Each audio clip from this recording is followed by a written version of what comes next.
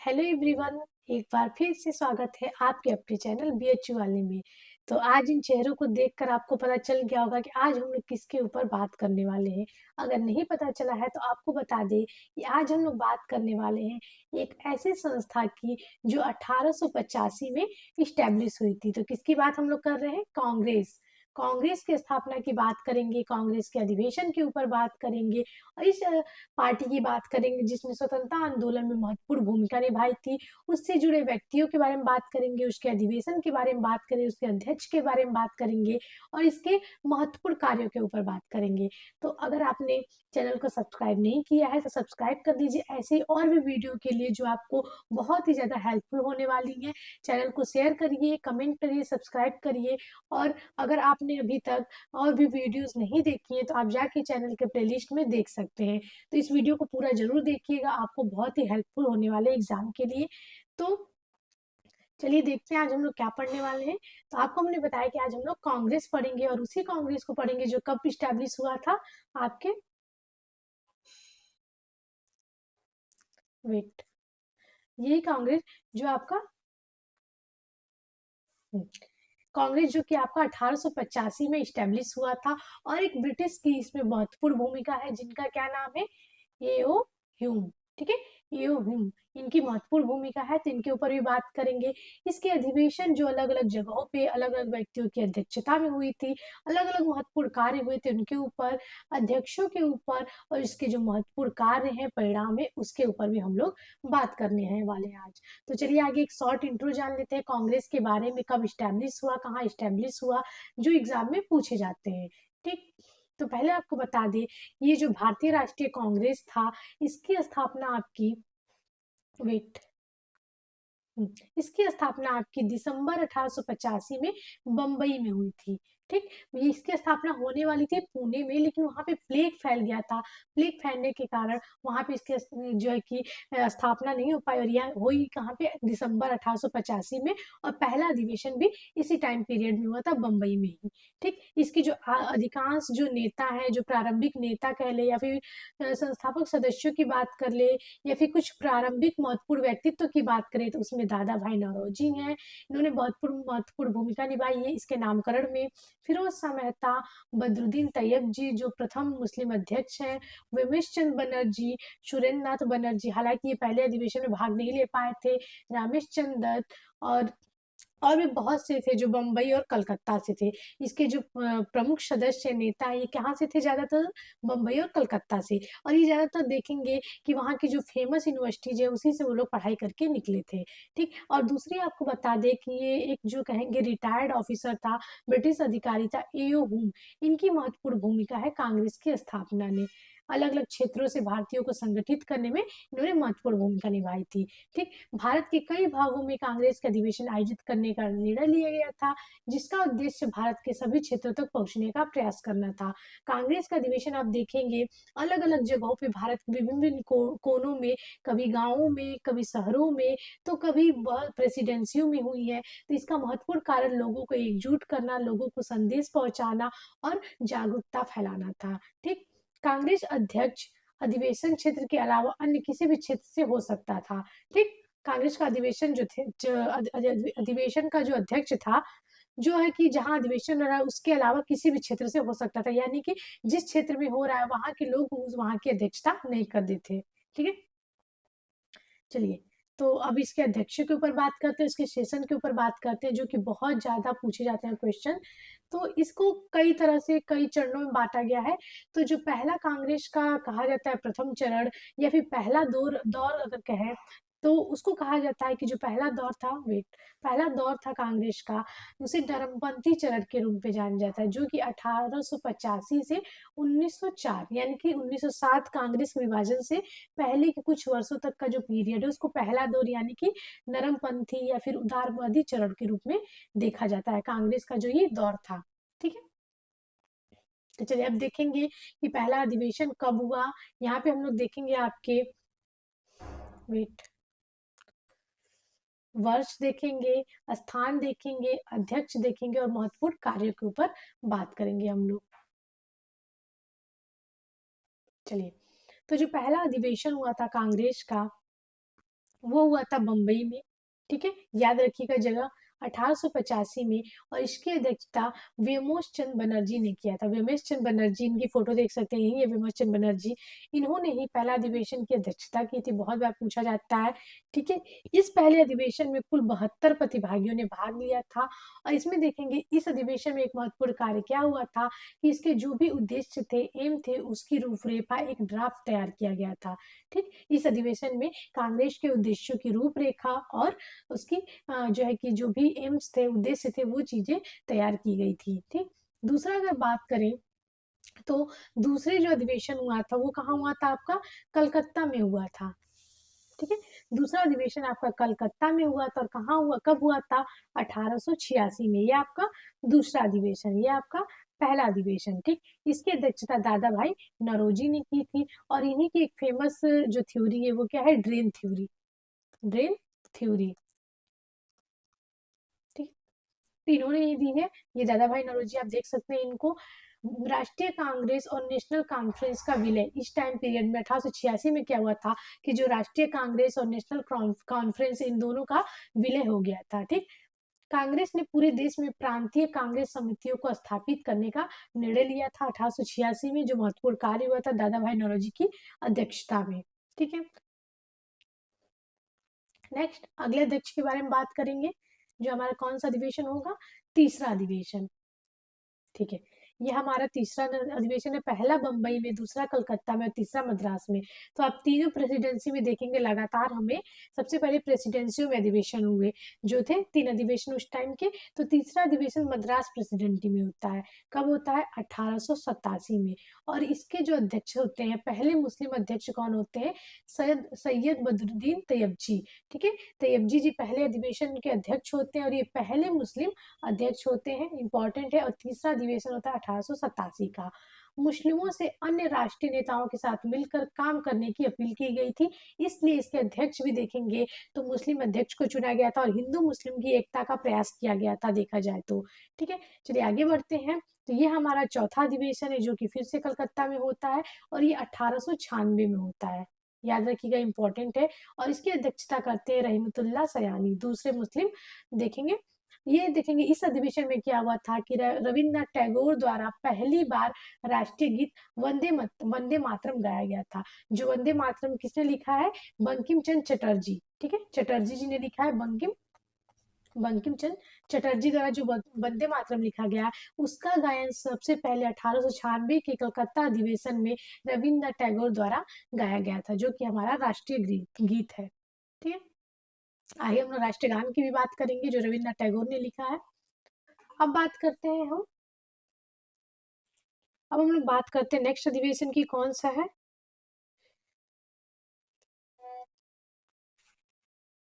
ठीक है, लखनऊ अधिवेशन, जो कब हुआ था, 1899 ईस्वी में।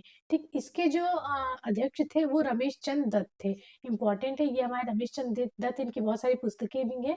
कांग्रेस ने इसमें महत्वपूर्ण कार्य क्या हुए थे, कांग्रेस ने ब्रिटिश सरकार से मांग रखी कि औपनिवेशिक शासन के परिणाम स्वरूप भारत से इंग्लैंड को होने वाली धन की निकासी पर रोक लगाई जाए। जो ड्रेन थ्योरी थी उसको रोकने के लिए इसमें मांग की गई थी, जिसको देखेंगे रमेश चंद्र दत्त ने भी जो है कि उजागर किया था, रनाडी ने भी किया था, नौरोजी ने भी किया था। तो इसी अधिवेशन में मांग की गई। दूसरा देखेंगे भू राजस्व के अस्थायी निर्धारण की मांग की गई। जो रेवेन्यू था, जो रेवेन्यू सिस्टम था, उसको अस्थायी निर्धारण की मांग रखी गई थी लखनऊ अधिवेशन 1899 में।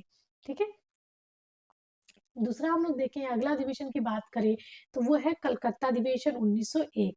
ठीक है, नेक्स्ट अधिवेशन 1901 में हुआ था और ये दिनसा ई वाचा की अध्यक्षता में हुआ था। कांग्रेस के मंच पर महात्मा गांधी की पहली बार उपस्थिति देखेंगे 1901 में हमें देखने को मिलती है। ठीक है, ये इंपॉर्टेंट है, याद रखिएगा। तो कांग्रेस के मंच में अगर महात्मा गांधी की पहली बार उपस्थिति देखेंगे तो वो 1901 में हुई थी। उससे दूसरा देखें, उन्होंने कांग्रेस से नस्लीय भेदभाव और देश के शोषण के खिलाफ संघर्ष का समर्थन करने की गुहार लगाई थी इसी अधिवेशन में। ठीक है, नस्लीय भेदभाव को रोकने के लिए और शोषण को रोकने के लिए इस अधिवेशन में गुहार लगाई।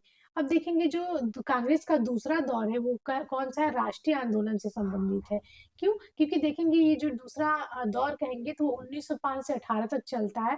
और ये 1905 आप देखेंगे तो बंगाल विभाजन, 1905 में बंगाल का विभाजन की घोषणा होती है। ठीक, तो यहाँ से 1918 तक के दौर को राष्ट्रीय आंदोलन का दौर माना जाता है। तो दूसरे अधिवेशन को देखेंगे तो इसके बाद इसमें भी देखते हैं कि 1905 के बाद कौन अध्यक्षता किया 1905 से, तो 1905 जो कि बनारस अधिवेशन है, इम्पोर्टेंट है।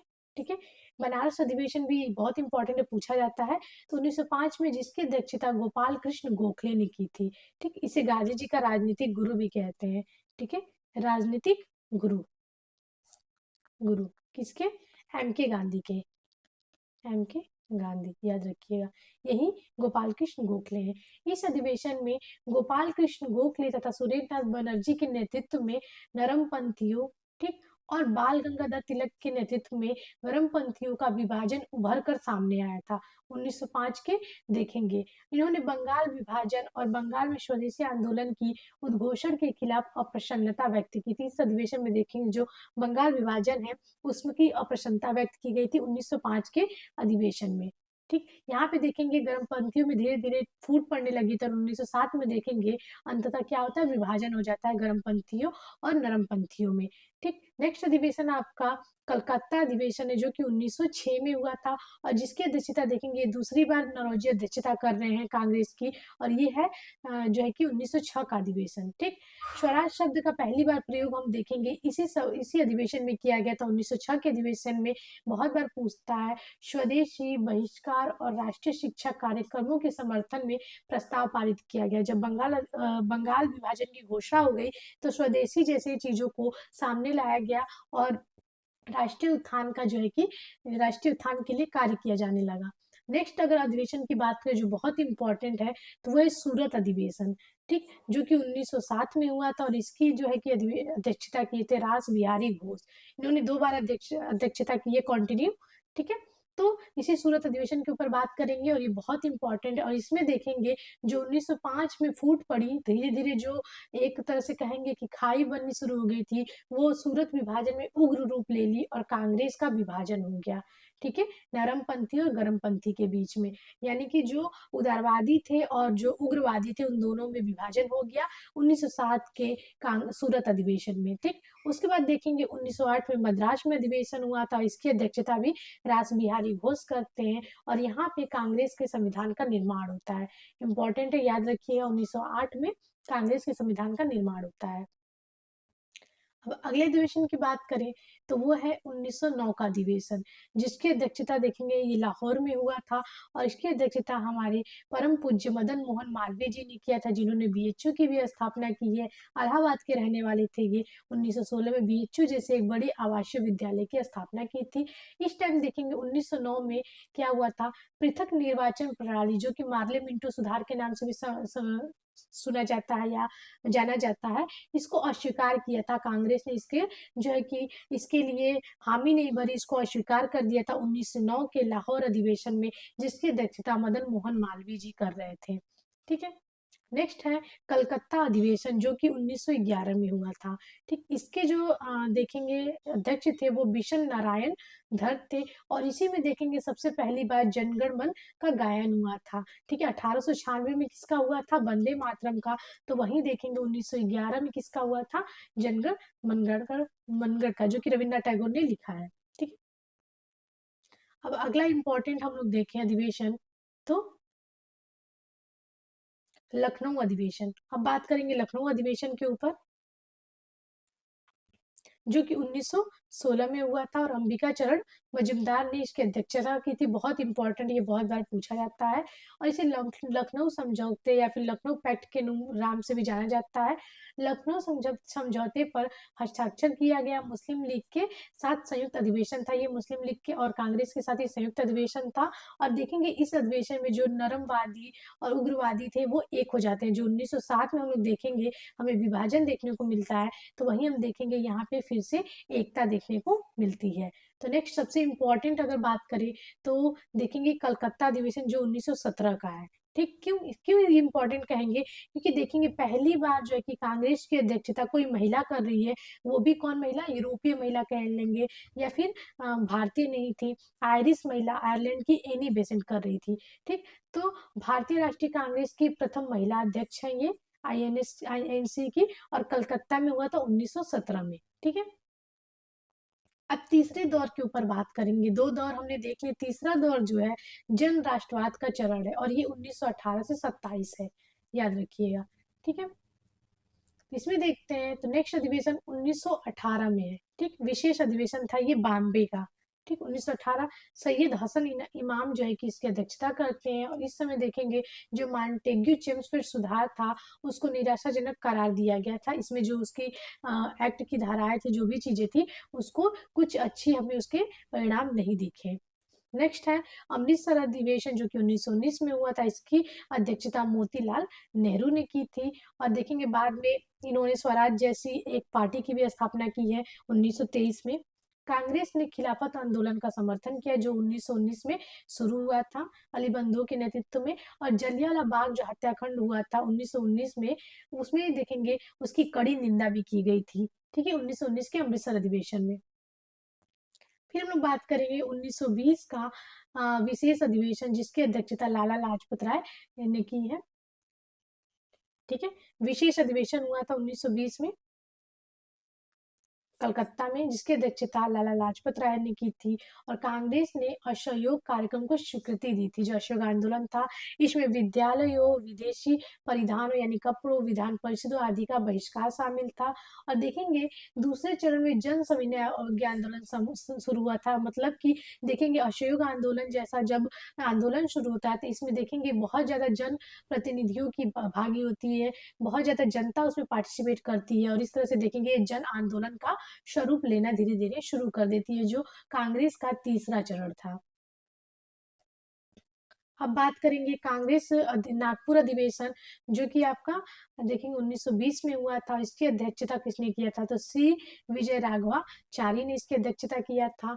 संविधान इसमें महत्वपूर्ण कार्य हुए थे। संवैधानिक माध्यम से स्वशासन प्राप्त करने का उद्देश्य अब शांतिपूर्ण और कानूनी तरीके से स्वराज प्राप्त करने में परिवर्तित हो गया था। ठीक, उसके बाद देखेंगे तो यहाँ पे हमें और कुछ चीजें देखने को पड़ती है, कुछ संगठन बनते हैं। तो इसमें देखेंगे कांग्रेस का नेतृत्व करने के लिए 15 सदस्यीय कांग्रेस कार्य समिति, ठीक है, कांग्रेस कार्य समिति का गठन होता है, सीडब्ल्यूसी का गठन होता है, 15 सदस्य होते हैं इसमें। दूसरा देखेंगे भाषाई आधार पर प्रांतीय कार्य समितियों का गठन किया जाता है। और नेक्स्ट हम लोग देखें तो वार्ड समितियों का गठन या फिर प्रवेश शुल्क घटाकर 4 आना कर दिया जाता है। ये बहुत इंपॉर्टेंट है, पूछा जाता है कि कांग्रेस के किस अधिवेशन में जो है कि जो प्रवेश शुल्क था उसको घटाकर 4 आने कर दिया जाता है, तो नागपुर अधिवेशन था 1920 का। चलिए नेक्स्ट बात करें तो वो आपका गया अधिवेशन है जो कि 1922 में हुआ था, जिसकी अध्यक्षता सी आर दास यानी कि चितरंजन दास ने किया था।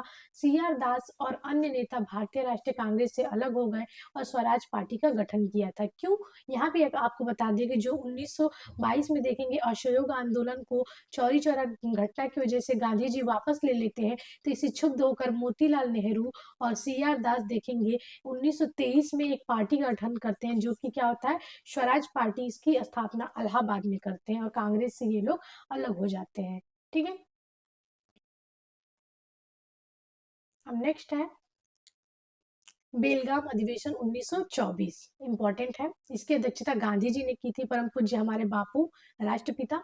बेलगाम में हुआ था एम के गांधी और एकमात्र अधिवेशन है जिसकी अध्यक्षता महात्मा गांधी ने की है, इंपॉर्टेंट है, याद रखिएगा। अब दूसरी महिला अध्यक्ष की बात कर ले, पहली तो बात कर लिया, तो वो थी कानपुर अधिवेशन 1925 की। 1917 में एनी बेसेंट, 1925 में सरोजिनी नायडू और 1923 में नलिनी सेन गुप्ता, 3 महिलाओं ने देखेंगे जो है कि भारतीय राष्ट्रीय कांग्रेस की अध्यक्षता की है। तो पहली भारतीय महिला अध्यक्ष कौन है, तो वो है आपकी सरोजिनी नायडू जी ने, क्या कहते हैं, नाइटिंगेल ऑफ इंडिया जो है कि कहते हैं, भारत की कोकिला। अब हम लोग बढ़ते हैं चौथे दौर की ओर जो कि स्वतंत्रता की ओर है या फिर पूर्ण स्वराज की ओर है, जो कांग्रेस का चौथा दौर है। ठीक है, तो अब बात करेंगे नेक्स्ट अधिवेशन हुआ है आपका 1927 में बंदराज अधिवेशन, जिसकी अध्यक्षता किया है एम ए अंसारी ने। साइमन कमीशन के साइमन कमीशन जो कि 1927 में गठित हुआ और 1928 में देखेंगे दौरा किया था भारत का। तो साइमन कमीशन के बहिष्कार के खिलाफ एक प्रस्ताव पारित किया गया। क्यों बहिष्कार किया गया था, क्योंकि इसमें एक भी देखेंगे भारतीय सदस्य एक भी भारतीय नहीं होते हैं। और ये किसकी वजह से नहीं होते हैं, तो जो इरविन महोदय होते हैं हमारे गवर्नर जनरल, उनके कहने पे एक भी भारतीय को नहीं रखा जाता है, तो इसका बहिष्कार के लिए प्रस्ताव पारित होता है। एक पृथक प्रस्ताव में कांग्रेस के सिद्धांत को परिभाषित किया गया और उसका सिद्धांत था पूर्ण राष्ट्रीय स्वतंत्रता ही भारतीयों का लक्ष्य है। अब हमें पूर्ण स्वतंत्रता चाहिए। चीन, ईरान और मेसोपोटामिया में भारतीय सैनिकों के उपयोग के विरुद्ध एक प्रस्ताव पारित किया गया। नेक्स्ट अगले कांग्रेस अधिवेशन के बारे में बढ़ते हैं। नेक्स्ट आपका 1928 का कलकत्ता अधिवेशन, ठीक है, जिसका अध्यक्षता देखेंगे मोतीलाल नेहरू ने किया था। और कांग्रेस ने चेतावनी दी कि यदि अंग्रेजों द्वारा दिसंबर 31 दिसंबर 1929 तक भारत को पूर्ण स्वतंत्रता नहीं दी गई तो सविनय अवज्ञा आंदोलन की शुरुआत की जाएगी। इसी जो है कि अधिवेशन में की गई थी। और देखेंगे सविनय अवज्ञा आंदोलन की शुरुआत होती है। दूसरा देखेंगे अखिल भारतीय युवा कांग्रेस का भी गठन हमें देखने को मिलता है 1928 के अधिवेशन में। अब सबसे इम्पोर्टेंट जो अधिवेशन है जिसमें देखेंगे पहली बार जवाहरलाल नेहरू अध्यक्षता करते हैं, जो कि बहुत इंपॉर्टेंट है, तो वह है लाहौर अधिवेशन जो कि 1929 में हुआ था। ठीक है, रावी नदी के किनारे देखेंगे आधी रात को झंडा भी फहराया गया था। ठीक है, तो यहाँ पे देखेंगे कांग्रेस का उद्देश्य जो है कि पूर्ण स्वतंत्रता या फिर पूर्ण स्वराज घोषित किया गया था। इस अधिवेशन में कांग्रेस कार्य समिति को सविनय अवज्ञा कार्यक्रम शुरू करने का अधिकार दिया गया। और 26 जनवरी 1930 को देखेंगे पहला स्वतंत्रता दिवस यानी कि स्वराज निर्धारित किया गया, जिसे हर जगह मनाया गया था। ठीक, गोलमेज सम्मेलन वार्ता का बहिष्कार किया जाना था इसी अधिवेशन में, जो कि 1930 से शुरू हुआ था। नेक्स्ट अधिवेशन जो है 1931 में हुआ था, जो कि आपका कराची अधिवेशन है। इसकी अध्यक्षता वल्लभ भाई पटेल ने की थी। इंपॉर्टेंट है, यहाँ पे देखेंगे दिल्ली समझौता या फिर गांधी इरविन समझौता के नाम से भी जाना जाता है, जो कि 1931 में ही हुआ था। इस पे बातचीत हुई, पूर्ण स्वराज के उद्देश्य को दोहराया गया, दो संकल्पों को अपनाया गया। पहला है मौलिक अधिकारों से संबंधित और दूसरा राष्ट्रीय आर्थिक कार्यक्रम से संबंधित। बहुत ज्यादा इंपॉर्टेंट है, याद रखिएगा, मौलिक अधिकार और राष्ट्रीय आर्थिक कार्यक्रम दोनों इसी में बात की गई 1931 के कराची अधिवेशन पे। ठीक, मौलिक अधिकारों पे गारंटीकृत प्रस्ताव भी इसमें हमें देखने को मिलता है। तो इसमें क्या क्या थे, तो देखिए मौलिक अधिकार पे कि अभिव्यक्ति, प्रेस की स्वतंत्रता, अनिवार्य शिक्षा, संगठन बनाने और एकत्रित होने का अधिकार, सार्वभौमिक वैश्विक मताधिकार, संस्कृति, भाषा, अल्पसंख्यक और भाषाई समूहों का संरक्षण। ये हमारे क्या थे, मौलिक अधिकार। और आर्थिक, राष्ट्रीय आर्थिक कार्यक्रम के प्रस्ताव में बात करें तो उसमें था जमींदारों और छोटे किसानों के मामले में राजस्व और लगान में भारी कमी, अनार्थिक भू जोतों में लगान से राहत, निर्वाह मजदूरी के साथ बेहतर कार्य दशाएं, कर्मचारी और किसानों को संघ बनाने का अधिकार, मुख्य उद्योगों, खाद्यान्न और परिवहन के माध्यम पर राज्य का प्रभुत्व और नियंत्रण। ये आपके आर्थिक कार्यक्रम से संबंधित थे। नेक्स्ट बात करें 1934 में, तो कांग्रेस अधिवेशन हुआ था, बंबई में ये हुआ था। और इसकी अध्यक्षता किए थे आपके राजेंद्र प्रसाद। ठीक है, कांग्रेस के संविधान में संशोधन किया गया था। और दूसरा देखेंगे निर्वाचित सदस्यता के लिए खादी पहनना अनिवार्य कर दिया गया था। जो निर्वाचित सदस्य थे उन्हें खादी पहनना कंपल्सरी किया गया था 1934 के अधिवेशन में। प्रतिनिधियों को प्रति 500 प्राथमिक सदस्यों में से एक के अनुपात में चुना जाना था और इसमें से वह समस्त लोगों का प्रतिनिधित्व कर सकता था। ठीक है, नेक्स्ट देखें तो 1936 में हुआ था लखनऊ अधिवेशन, जिसके देखेंगे अध्यक्षता कौन किया था, तो जवाहरलाल नेहरू ने किया था। इंपॉर्टेंट है, अध्यक्ष ने कांग्रेस से समाजवाद को उद्देश्य के रूप में अपनाने की गुहार की। ठीक है, तो ये है इम्पॉर्टेंट है, ये भी एक समाजवादी थी, तो उन्होंने समाजवाद को अपनाने के लिए एक तरह से निवेदन किया था। फिर देखेंगे 1936 में फैजपुर में हुआ था अधिवेशन। ठीक है, पहली बार गांव में हुआ था दिसंबर में। इसकी अध्यक्षता भी हम लोग देखेंगे जवाहरलाल नेहरू ने की है। और पहली बार किसी गांव में अधिवेशन का आयोजन किया गया था। इंपॉर्टेंट है, पूछता है। ठीक है, नेक्स्ट हम लोग देखेंगे 1938 का हरिपुरा अधिवेशन, इंपॉर्टेंट है। ठीक है, इसकी अध्यक्षता हमारे सुभाष चंद्र बोस ने किया था। और यह प्रस्ताव अपनाया गया कि जो लोग रियासतों में शासन के खिलाफ विरोध कर रहे हैं उन्हें कांग्रेस नैतिक समर्थन प्रदान करेगी। और दूसरा देखेंगे जवाहरलाल नेहरू के नेतृत्व में देखेंगे राष्ट्रीय योजना समिति, नेशनल प्लानिंग कमेटी की स्थापना की गई थी। इंपॉर्टेंट है, याद रखिएगा। नेक्स्ट त्रिपुरी अधिवेशन, तो यहाँ पे 1939 में हुआ था। और इसके जो पहले अध्यक्ष है वो सुभाष चंद्र बोस चुने गए, लेकिन देखेंगे कि बहुत सारे रीजंस थे तो उन्होंने इस्तीफा दे दिया और बाद में राजेंद्र प्रसाद इसकी अध्यक्षता करते हैं। ठीक है। इन्होंने जो है कि पट्टभी सितावी रमैया को महात्मा गांधी बनाना चाहते थे, लेकिन सुभाष चंद्र बोस बने, तो उससे जो है कि गांधी जी को अच्छा नहीं लगा, तो यहाँ पे फिर सुभाष चंद्र बोस ने जो है कि क्या करते थे, त्यागपत्र दे देते हैं और राजेंद्र प्रसाद अध्यक्षता करते हैं। सुभाष चंद्र बोस ने इसके बाद देखेंगे फॉरवर्ड ब्लॉक का गठन किया था। इसी के बाद देखेंगे वो यहाँ से त्याग पत्र देते हैं और फॉरवर्ड ब्लॉक नामक संस्था का गठन करते हैं। नेक्स्ट आपका है 1940 का रामगढ़ अधिवेशन, बहुत इंपॉर्टेंट है, जिसकी अध्यक्षता अबुल कलाम आजाद ने की थी। उपयुक्त समय और परिस्थितियों में सविनय अवज्ञा आंदोलन की शुरुआत की जानी थी। देखें, इसमें देखेंगे ये सबसे लंबे टाइम तक कांग्रेस के अधिवेशन अध्यक्ष रहे हैं, कांग्रेस के अध्यक्ष रहे हैं लंबे टाइम तक, लंबे समय तक, इंपॉर्टेंट है।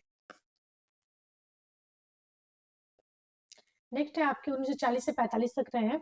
इसके बाद है मेरठ अधिवेशन, जो कि 1946 में हुआ था, जिसकी अध्यक्षता जीबी कृपलानी ने की थी, और स्वतंत्रता पूर्व अंतिम अधिवेशन था, स्वतंत्रता से पहले ही अंतिम अधिवेशन था कांग्रेस का, जो कि 1946 में हुआ था। कुछ इंपॉर्टेंट चीजों को देख लेते हैं।